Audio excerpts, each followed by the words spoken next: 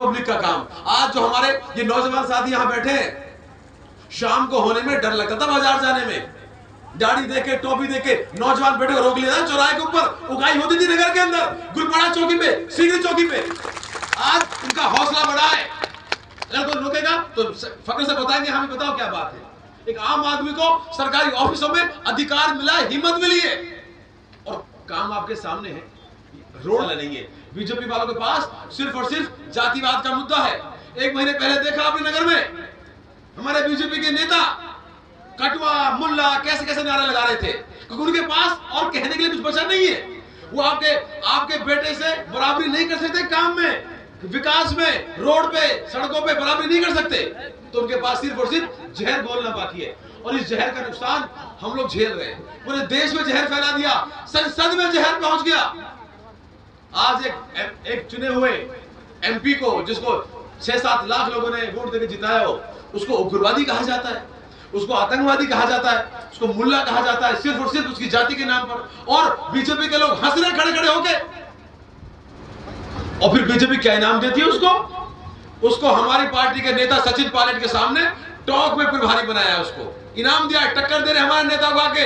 मैं आपके मंच के माध्यम से बता देता हूं, सचिन पायलट साहब की पैर की जूती के बराबर नहीं है दूड़ी, गोद उसका सेम होगा।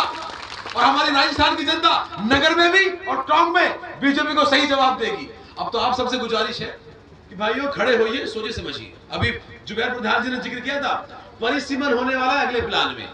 परिसीमन विधानसभा का होगा, लोकसभा का होगा, आपकी डीग जिला परिषद का होगा।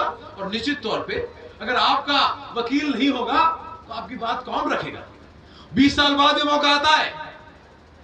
2003-4 में चालू हुआ, 2008 से लागू हुआ, 2028 दोबारा लागू होगा।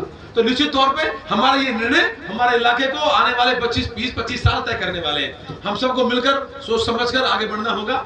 मुझसे कभी कोई कमी कोताही हुई हो तो भाई मैं माफी चाहता हूं, पर मैं आपसे वादा करता हूं कि मैं देखो किसी काम में कमी रह गई हो, जाने अनजाने किसी का दिल दुख पा गया होगा, पर मेरी नीयत दिल दुखाने की नहीं थी, मेरी नीयत अपने भाइयों के साथ थी।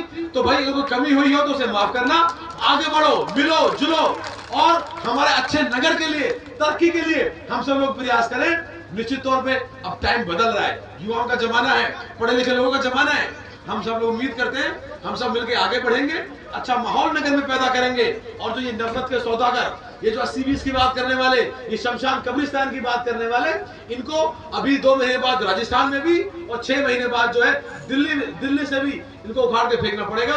अभी भाई ने बात करी, भाई वो सारा विकास तो सब जगह हो गया, पर भूल पहुंचो ही ना है। नहीं भाई, बात जायज है उसकी। 4-10 दिन बाद आचार संहिता लगने वाली है, तो जैसे भी होता है पंचायत समिति से कहीं और से भी उसकी सुरक्षा दीवार भी होगी। उससे पहले गलियां जो है करीब 100 या 200 मीटर की गलियां, हम आज से ही कहते हैं कि सब कल से छोटा मोटा काम चालू हो जाएगा। और वही कोशिश करें, और ये काम तो होते रहेंगे, ये काम तो आने वाले वक्त में भी होंगे, करवाना ही है। पर लेकिन बड़ा जो सबसे बड़ा जो काम है, आने वाले चुनाव में हम लोग मिलकर जुलकर एक साथ बढ़े।